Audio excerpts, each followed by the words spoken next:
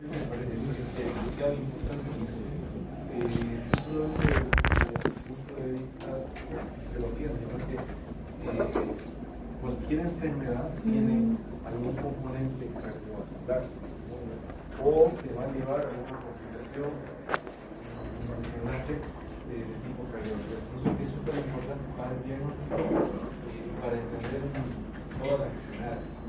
Entonces, por ejemplo, cuando veíamos neuro, teníamos que pensar en casos muy especiales, muy puntuales, para encontrar, ¿no?, el cardiovascular. Entonces, por eso es que esto es una motivación para poder estudiar y aprender bien cardio.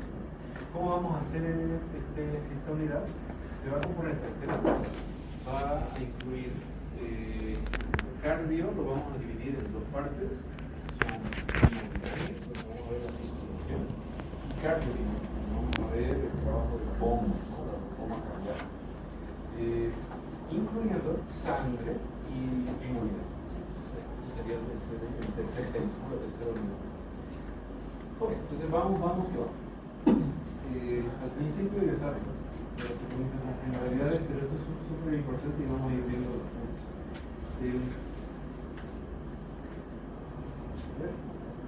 Esto es como el índice, ¿no? Entonces, miren, aquí vamos a ver algunos principios físicos, o sea, que hay algunas leyes, como siempre, unas leyes que tienen que ver con la circulación, con leyes que tienen que ver con la presión, cosas, regulación de la presión arterial. Tenemos también una parte donde vamos a ver la estructura, recordar, ¿no?, los leyes, entonces, bueno,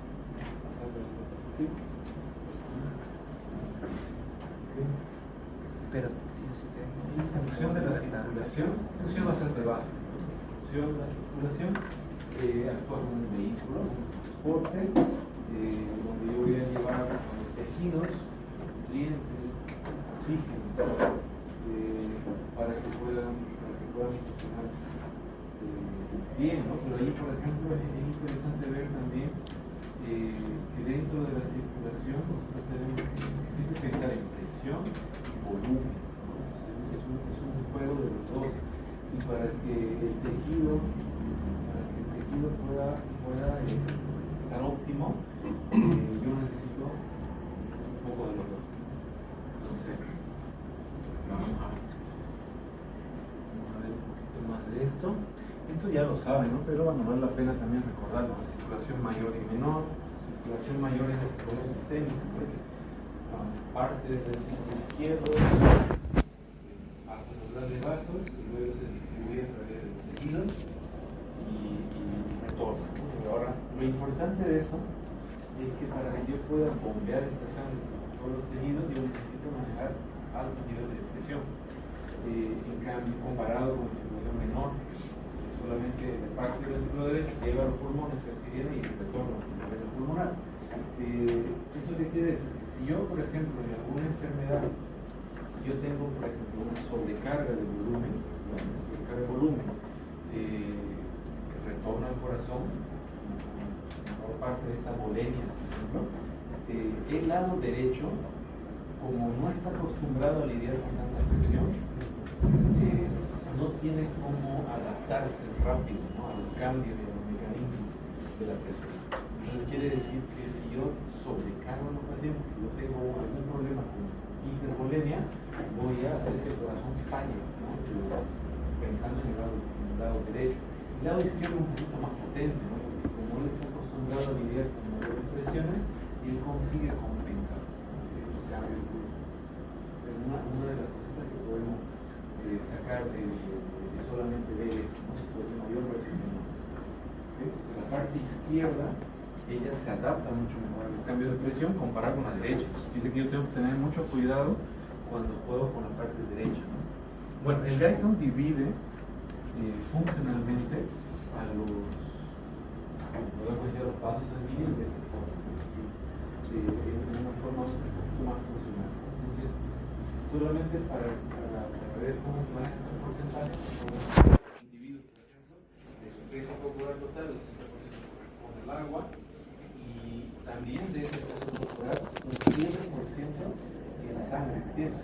7 o 8% es todo el total de sangre.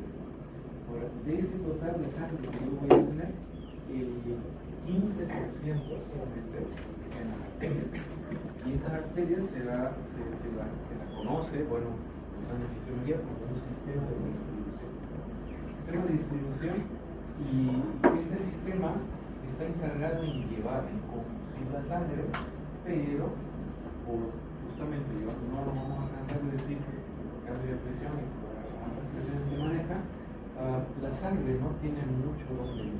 La arteria, ella como ella es elástica, ella consigue albergar esta sangre por un segundo, pero la sangre no tiene donde más. Entonces eso quiere decir que está diseñada para poder conducirla, entregar los tejidos, y eso es todo. Y ya tenemos 15% dentro de la arteria. Pero realmente, ¿dónde está toda la sangre? En el sistema de depósito, las venas, que van a contener el 70%, quizá más, de la sangre, que lo tenemos en todo el cuerpo. Entonces, eso también es muy interesante en la parte funcional. Por ejemplo, imagínense que falle la bomba. Tengamos un cuadro de insuficiencia cardíaca, o un cuadro de hipervolemia, un cuadro de sobrecarga de líquido, y exista una descompensación aguda. ¿Cómo se le ocurre que lo podemos ayudar al paciente? Tenemos sobrecarga y queremos ayudar con mucho líquido, corazón, no consigue lidiar con mucho trabajo. Es como la universidad, un examen y vamos, yo puedo dos exámenes y ya me cuesta un poquito, pero si tenés 5 exámenes son un poco complicados, ¿no? Entonces, en ese caso, el corazón falta. ¿Cómo le podemos ayudar a un paciente que tiene sobrecarga?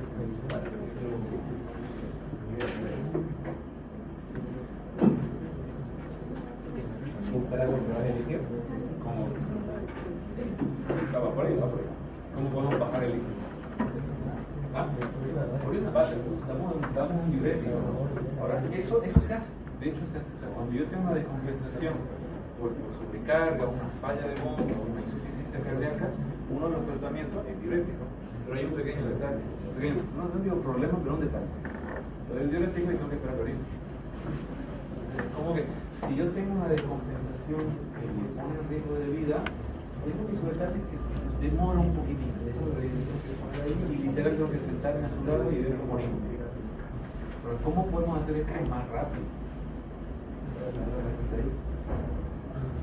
¿Qué pasa con las venas? Las venas podría ser, por ejemplo, que yo pueda hacer una venodilatación, provocar un aumento del volumen de la vena para que la sangre pase a la vena y ya no esté dentro de esta distribución del sistema de tránsito. Es uno de los trucos que se puede hacer también y rápidamente se puede utilizar venodilatadores, nitratos, insulina, morfina para poder realizarlo. ¿Ok? Entonces, distribución, almacenamiento y finalmente, no menos importante, el intercambio. O sea, el sistema de intercambio incluye los capilares, el 8% de la sangre, y el tema del capilar es bastante frágil. Entonces, ¿se acuerdan de la histología del capilar y cómo se compara con una arteria pequeña? ¿Qué es lo que tiene la arteria que no tiene el capilar?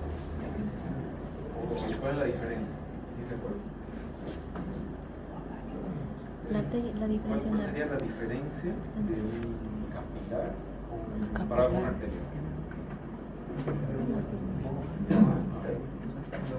Pero digamos en forma de términos cámara que luego la vas a hacer. Recuerden que lo vas a ver tenía chapa, de túnica. La arteria es la que lleva sangre oxigenada o algo así. De ahí lo dividirían en arterias grandes, pequeñas, medianas, bajas. Y el capilar tiene una íntima, una arteria, un tejido subendothelial que sirve justamente para alterar esta permeabilidad y lo pueden dividir en capilares continuos, discontinuos, sinusoides, fenestrados, cosas así. Pero, ¿qué es lo que está faltando ahí? La capa media. No hay capa media, no hay capa adventicia en el capilar. Entonces es un sistema que literal solamente sirve para entregar, ¿no?, el producto final, que es el oxígeno, los nutrientes, la sangre, y eso es todo. Ahora, si yo tengo cambios de presión, para más o para menos, pero generalmente para más es peor, ¿no?, porque esos cambios de presión para más van a comenzar a romper el capilar, que son frágiles. Y si yo rompo el capilar, que es el que finalmente entrega la pizza, ¿vale?, entrega el producto, ahí entonces comienzan a enfermar. Por eso que la hipertensión arterial, que vamos a hacer los puntuales, es tan dañina, que ellos va a comenzar a dañar el sistema de intercambio que es el capilar. Y lo peor de todo es que si yo tengo, por ejemplo, vieron cuando estamos así, hay un bajón, ¿no?, de la presión arterial. Esta clase, por ejemplo, a la 1:30, ¿no?, te da un poquito de bajón. Pero cuando hay problemas de arterias grandes, los cambios de presión dan rápidamente síntomas. Te van a sentir mal, hay mareo, puede haber desmayos, ese tipo de cosas. Pero si yo altero el capilar, casi no hay síntomas. Entonces se va dañando silentemente por mucho tiempo. Va dañando este sistema de entrega hasta que ya se hace, digamos, se hace notar, pero ya de una forma muy irreversible. ¿Okay? Esa es la importancia del sistema de intercambio. Entonces ahí, por ejemplo, estamos pensando en una diabetes, una retinopatía diabética, te va a hacer ciego, otra cosa. Y así podemos pensar en varias otras. ¿Okay? Entonces, bueno, estos tres sistemas de distribución, depósito e intercambio. Bueno, ¿no?, el corazón, entonces una bomba. Aquí el gran tema va a ser la diferencia de presión en la general y que va a mantener un flujo unidireccional de la sangre. Hacer que la sangre corra. Y esta cosa se tenía que mover ya en paso. Ahí está. Qué corazón sano, ¿no? Bueno. Ahí está. Entonces, aunque para recordar, estas son propiedades que tienen que ver con la funcionamiento de las arterias. Sí, pues el problema más importante sería que ellas manejan una alta presión. La capa muscular desarrollada, obviamente, al ser vínculos tendidos de peso fuerte, ¿no?, ellas van a tener una mayor velocidad, se va a correr más rápido. ¿Okay? Y lo que es súper importante, poca adaptabilidad y poca distensibilidad. Eso es importante. Quiere decir que la arteria, ella es muy elástica. ¿Pero qué significa ser elástica? Ella va a agarrar la sangre y ya va a volver a su normal.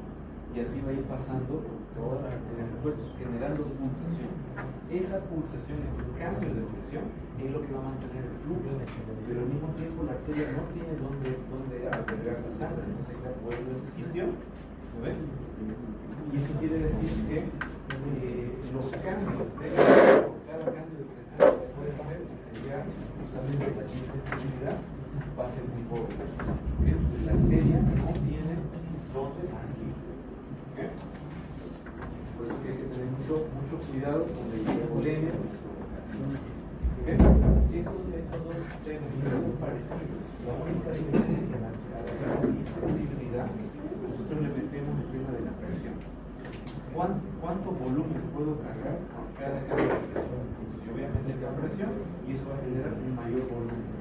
Y al tener mayor volumen, va a existir una adaptación del vaso para tratar de que el volumen no aumente. Le va a aumentar el volumen. ¿Okay? Ahora lo voy a comparar solamente con las venas porque es lo más antagónico que hay. Entonces, la vena, por ejemplo, ella, al contrario de la arteria, tiene poca velocidad.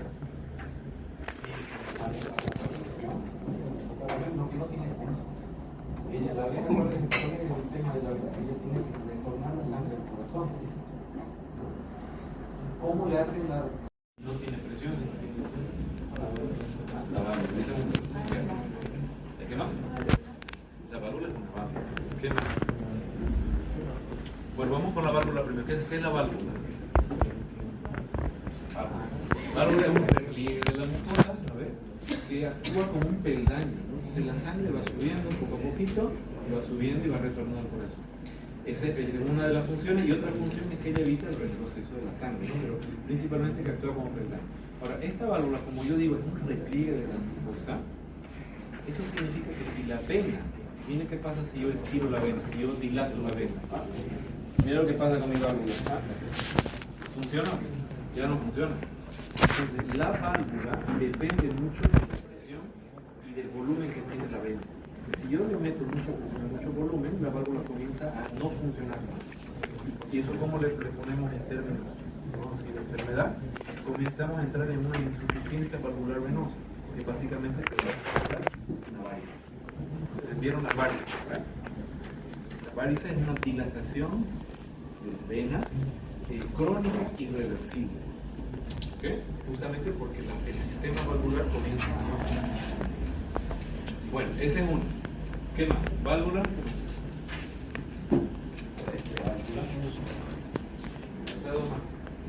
¿Cómo hacemos que la cosa suba?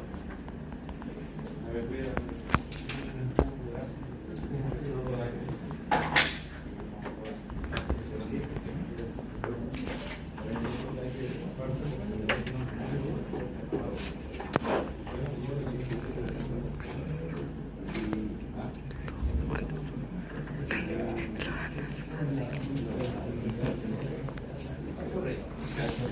Hay un concepto de bomba muscular venosa.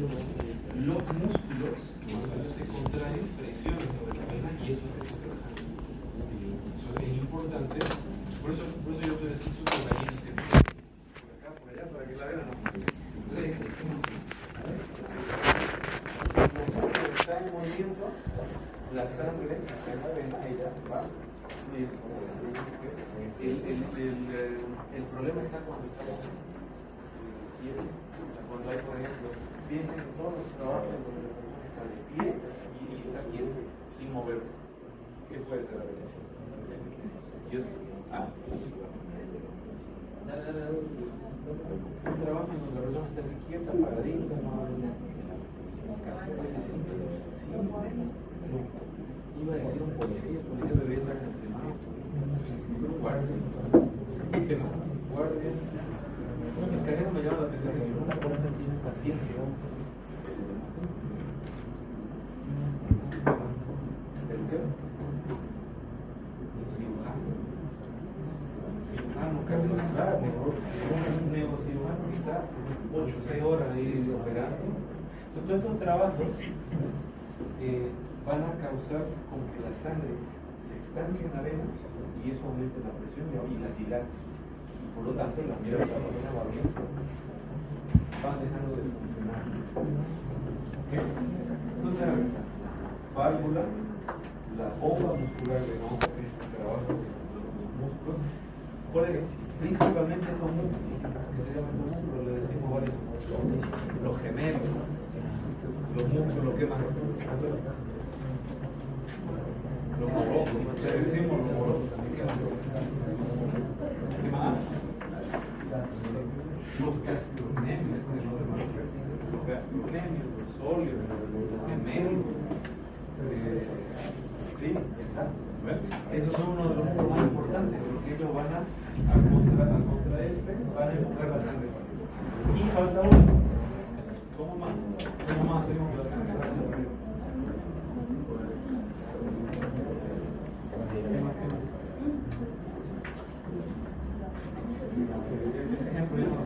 Primero, estás tomando un bubble tea.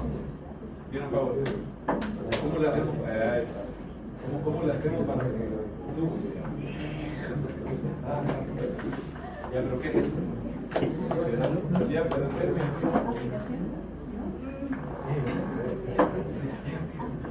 La presión negativa. Hay una presión negativa intratorácica. Hay una presión negativa. Vamos a ver la mecánica ventilatoria luego. Vamos a ver la presión, la mecánica ventilatoria. Voy a generar un espacio vacío. Ese espacio vacío genera presión negativa y si hace que la calidad de la presión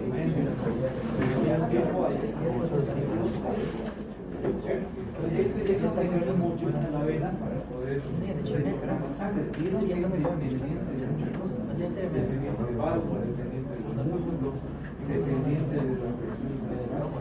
Entonces, ¿eso qué quiere decir? La vena, ella, para poder funcionar y estar íntegra, una cosa así saludable, ella necesita un individuo que respire bien.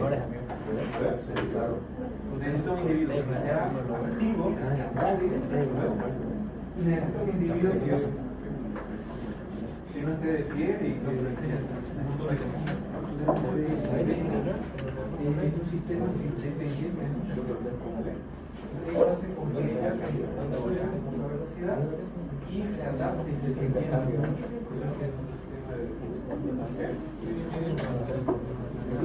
Súper importante. Se olvida de eso, ¿verdad? ¿Qué más? Y se apagó. Hablar ahora de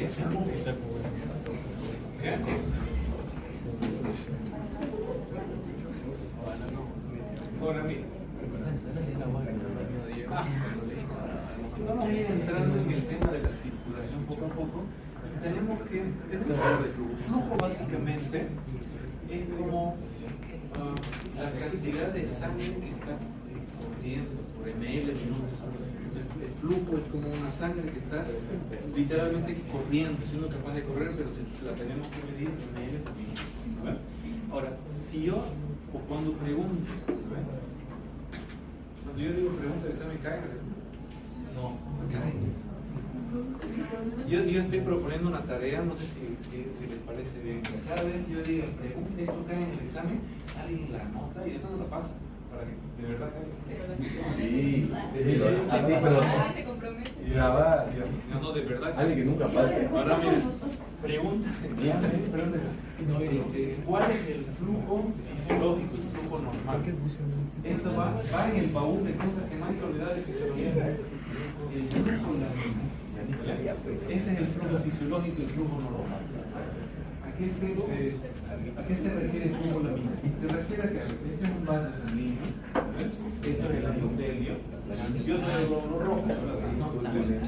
El flujo laminar es cuando la sangre, para empezar, pasa por capas en la arteria. Y la capa que es más central es más rápida comparada con las capas que son más derechas.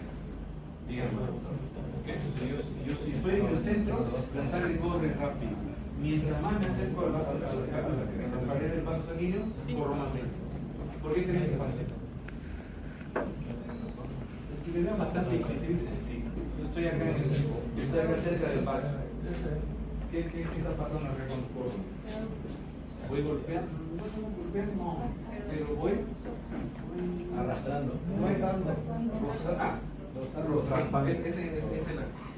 Pasa que chocando, no está mal decir chocando, pero chocando, golpeando y cosas, me hace pensar en la turbulencia. Lo que va ocurriendo, digamos, en un sentido fisiológico normal, y yo voy causando. Y ese roce va provocando resistencia, y esa resistencia disminuye. Básicamente es eso. Los glóbulos rojos que están cerca del vaso sanguíneo van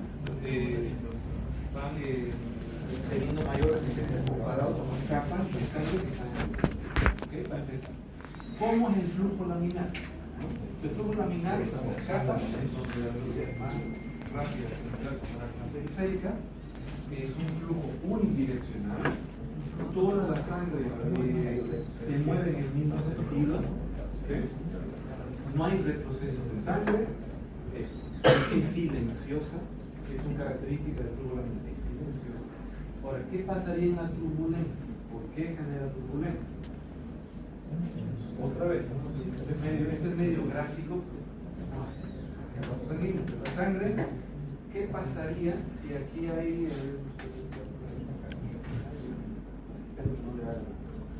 yo estoy pasando por acá? Ay, mira lo que pasa. Si yo tengo alguna sanguíneo, ya tan lento. Yo encima vengo por aquí y me choco, golpeo, choco, voy a generar un flujo, pero que no hay capa, no es recto, lo que va a generar un torbellino. Va a generar un torbellino. Y ese torbellino va a hacer que todos mis compañeros que están acá, todos estamos corriendo, se choquen. Y eso va a generar un torbellino. Entonces ahí entramos en turbulencia. El flujo turbulento se ocasiona cuando la pared del vaso sanguíneo, por ejemplo, no está íntegra o tiene alguna irregularidad en su superficie. ¿Qué podría ser una irregularidad? Cualquier cosa. Podría ser una grasita, un pedazo de... ¿Cómo le decimos a un pedazo de grasa? No, le van a decir así, cuando tenemos una placa ateromatosa. ¿Una placa? Una placa ateromatosa. O sea, si nosotros le echamos rico, a ver, dame algo, una comida bien gorda. No, ¿de qué mancha rico? Digo gorda. De más gorda. No, hay pizza más gorda. La otra yo pedí una,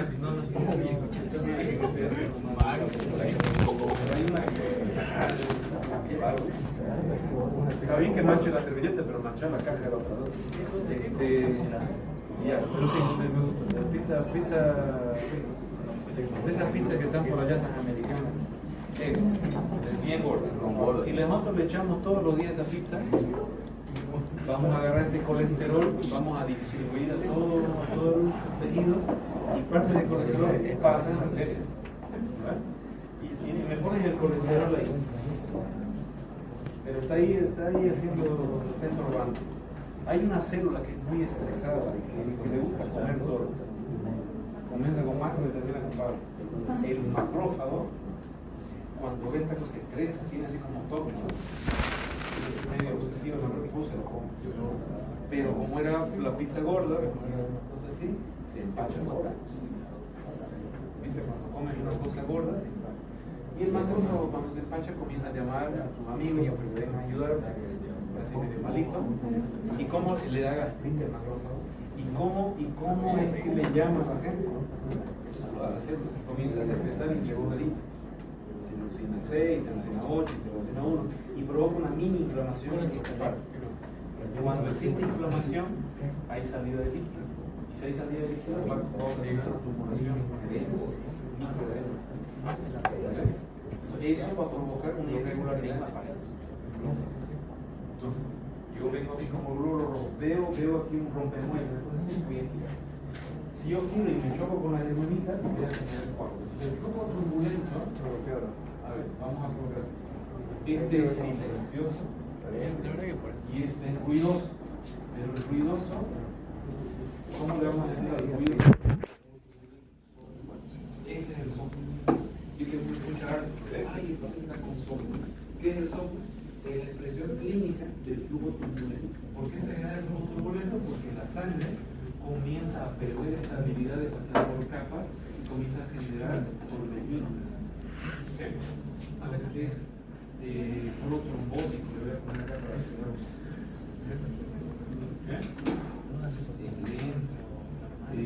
Ya no es unidireccional, no. Bueno, va por ahí. ¿Se entiende? Flujo turbulento es un flujo que le va a desarrollar trombos seguros. Es cuestión de tiempo.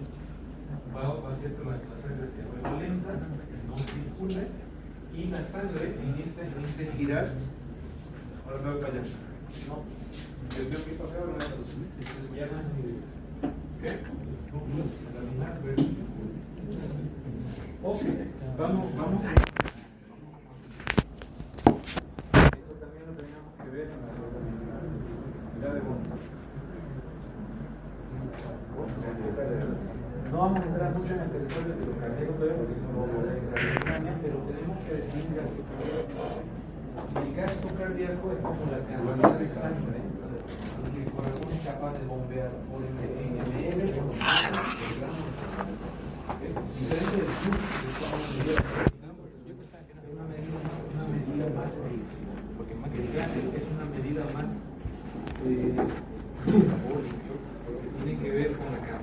sangre que va a ser capaz de llegar hasta el tejido.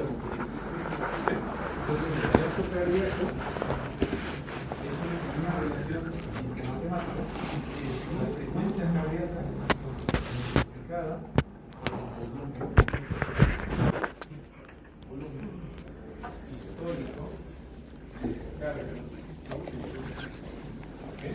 O vale decir la cantidad de volumen de sangre que el corazón es capaz de inyectar cada vez. Así contrario, ese es el volumen sistólico de descarga. Y la frecuencia cardíaca, ¿cuántas veces el corazón se contrae? Si yo multiplico, digamos esto, la media es 75 y yo voy a multiplicar por unos 70 ml de cantidad de sangre que sale cada vez que el corazón late, ¿cuánto sale? ¿multiplico por 70? Debería salir unos 4.000 alguna cosa, ¿no? Porque aquí la media es que se acerca a 5.000 ml por minuto. Debería salir unos 4.700, alguna cosa. ¿Más? ¿Por edad? ¿Cuánto? 5.000, sí, está bien. Entonces 5.000 más o menos 250 ml minuto es lo que el corazón bombea. Y a partir de aquí, eso es lo que se reparte en los tejidos en ciertas fracciones.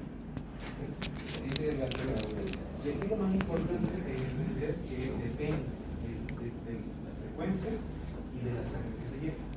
¿Vale? Esta sangre que se lleva, a su vez, va a depender del retorno. ¿Vale? Este retorno venoso es la cantidad de sangre que es capaz de volver al corazón por las venas. Entonces, y este retorno venoso depende de quién, de la bolemia. Y la bolemia es la cantidad de líquido que yo puedo manejar. Si yo tengo líquido, yo tengo retorno al corazón. Y si yo retorno al corazón, voy a poder cargar y descargar el volumen en la sístole del corazón. ¿Okay? Y así voy a mantener el gasto cardíaco. Pero a ver, imagínense que un paciente ha sufrido un accidente y ahora está con hemorragia. Está perdiendo sangre o está deshidratado, que es casi lo mismo. Yo digo casi lo mismo en términos de volumen, no quiere ser lo mismo. Si yo pierdo sangre, pierdo agua, lo que estoy perdiendo es volumen y eso es lo que te va a matar. Entonces, pierdo volumen, ¿qué es lo que va a pasar? ¿Cómo piensa el cuerpo? Yo pierdo volumen, voy a bajar el retorno. Eso quiere decir que me va a disminuir el volumen sistólico. Pero luego dice, ¿qué puedo hacer para ayudar?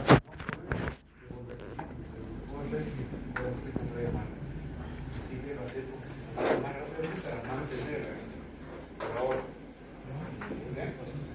Por eso es que tenemos taquicardia. Otra relación, la presión arterial. La presión arterial va a depender del gasto cardíaco multiplicado por la resistencia cardíaca. ¿Okay? Bien. Gasto cardíaco. Esta resistencia vascular periférica es simplemente la tonicidad del vaso, la vasoconstricción por el espacio de la. Si yo tengo una vasoconstricción, entonces tengo mayor resistencia y por lo tanto es un aumento. ¿Okay? Con estas dos relaciones, nosotros podemos incluir varias cosas. Es muy importante. Ok, entonces a ver, resumiendo un poco lo que estamos hablando. ¿Vale? Estamos dando como una especie de introducción a lo que es gasto cardíaco, que es la cantidad de sangre en ml minuto gramo de tejido. Gramos. Estamos hablando de flujo, que finalmente es la cantidad de sangre que va pasando, va corriendo. Eso tiene que ver con la velocidad. ¿Okay? Con la velocidad con la que está corriendo la sangre. Y estamos hablando de la relación que existe con la resistencia vascular periférica, con el retorno venoso, con el volumen de descarga. ¿Qué? También es como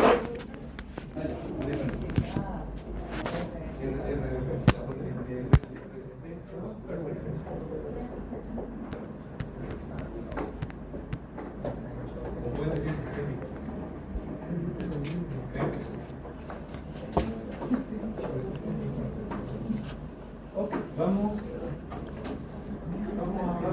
característica de la circulación. Hay algunos principios de la circulación. ¿Ya? El primer principio de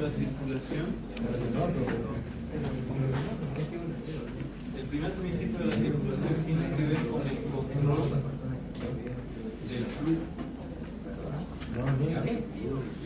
El control del flujo y cómo este control del flujo está relacionado con los tejidos.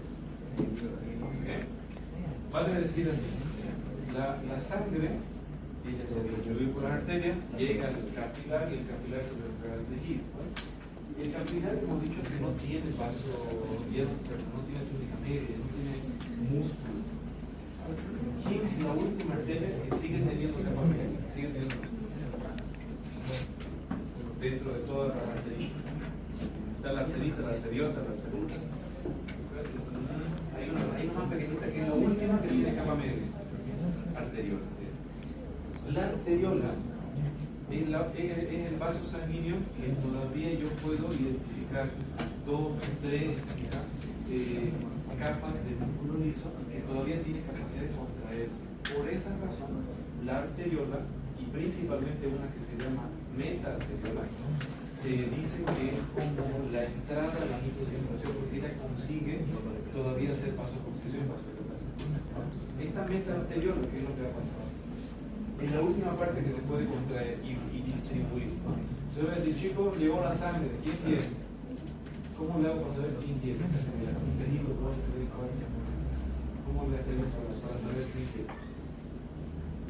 ¿Quién quiere un punto universal? ¿Qué va a ver? El tejido lo que hace para levantar la mano es producir CO2. Porque cuando está activo, cuando algo está activo va a producir CO2. Ese CO2 va a aumentar la acidez de ese medio y esa acidez con esas inocciones van a actuar como relajantes para el músculo liso. Entonces ese CO2 va a hacer que el músculo liso se relaje y provoque una vasodilatación mediada localmente, o sea, por un mecanismo miogénico. ¿Okay? Ni siquiera necesito un neurotransmisor, nada, solamente por el hecho de que este espacio es más ácido, el vaso se dilata y entrega el líquido. A eso se refiere el primer principio, que el control del flujo en la microcirculación va a depender del metabolismo de los tejidos y va a ser controlado de una forma local. ¿Okay? El tejido que es metabólicamente activo pide la sangre y la sangre se da. Pero para que sirva este mecanismo, la arteriola y la arteria tienen que poder dilatarse. Ese es lo único que se necesita. El tema está que en algunas enfermedades la arteria pierde la capacidad de vasodilatarse. Y es ahí donde el tejido demanda y la arteriola ya no consigue identificar quién quiere. Ahí está. Pero bueno, ese es un principio. Es el control del flujo a la microcirculación mediada por los tejidos de manera local. Segundo principio, y es por eso que era importante definir el gasto primero, porque aquí en el segundo principio dice que el gasto cardíaco va a ser la sumatoria de cada uno de esos microflujos de todos los tejidos. Pues cada uno de esos tejidos que te mandó sangre, esa sangre finalmente va a retornar a la persona. Si yo sumo toda la sangre que fue distribuida, voy a ¿qué? A tener retorno venoso, que voy a tener un volumen de descarga, que voy a tener gasto. El gasto cardíaco va a ser el resultado de las sumatorias de todos esos flujos en el tejido. Y el tercer principio tiene que ver con el control de la presión arterial. La presión arterial tiene mecanismos, vamos a decir, rápido, ultra rápido, que van a ser dados por el sistema nervioso autónomo y tiene mecanismos también humorales. O sea, si yo disminuyo el volumen muy rápido, el sistema nervioso consigue lidiar con eso, secretando su adrenalina, su catecolamina, haciendo una vasoconstricción, aumentando la resistencia vascular periférica y devolviendo la presión. Ese es un mecanismo rápido. Pero si yo necesito ajustar la presión arterial un poco más, entonces yo voy a hacerme de mecanismos un poco más a largo plazo, como el ciclo de la renina-angiotensina aldosterona, todo un sistema de control de la presión. Ese es el tercer punto. ¿Okay? Entonces, flujo, gasto cardíaco y presión arterial. ¿También hasta ahí? Fácil, ¿no? Oye, ¿qué más le podemos meter por hoy?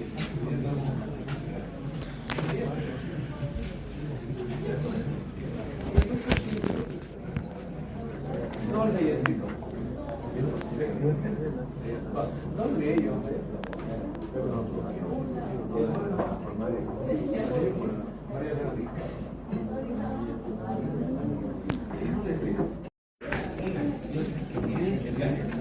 Vamos a hacer una cosa, las voy a marcar.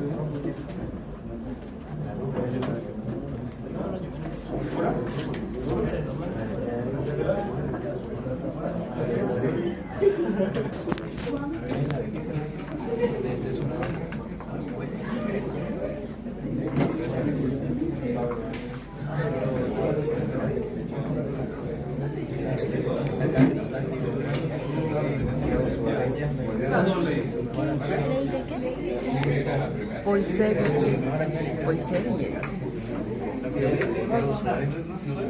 Sí, Poiseville. No se ve muy bien. Poisevilla. Ah, Poiseville. Poiseville.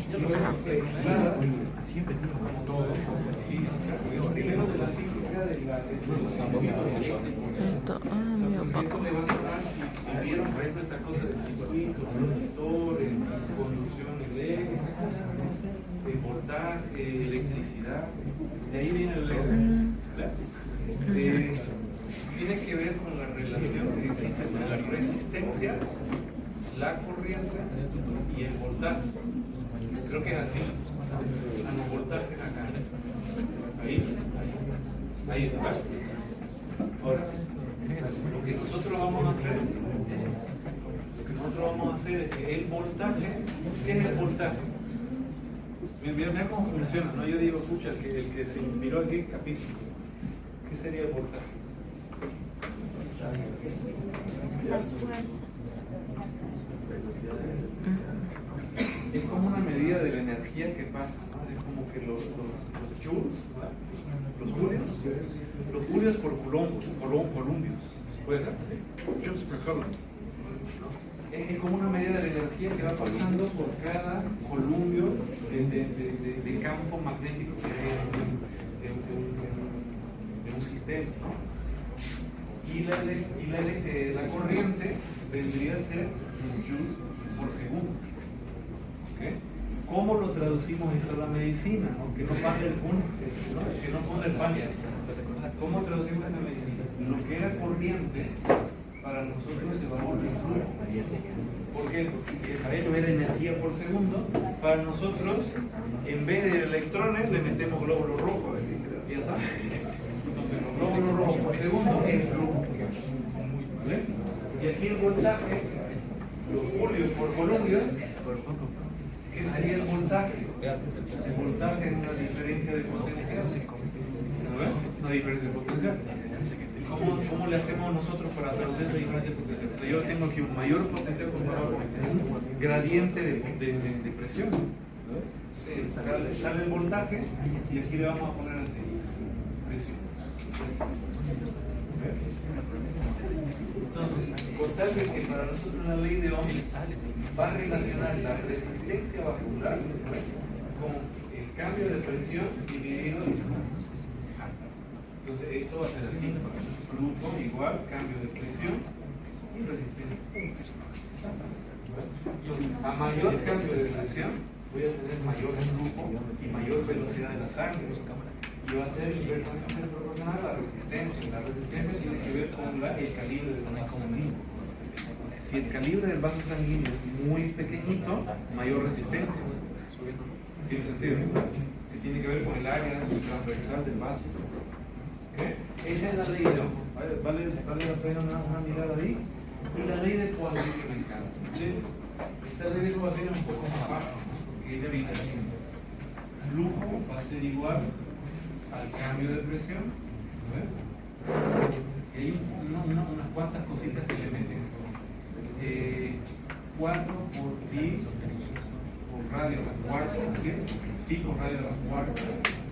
Y aquí va a ser 8 por esta letra media rarota por L. ¿Qué nos dice la ley de cuadril? Que el flujo va a ser dependiente, además del cambio de presión que ya lo conocemos, al radio del vaso sanguíneo a la cuarta potencia, dividido 8 por la viscosidad de la sangre, por la viscosidad del vaso sanguíneo. La plataforma. Ese, bueno.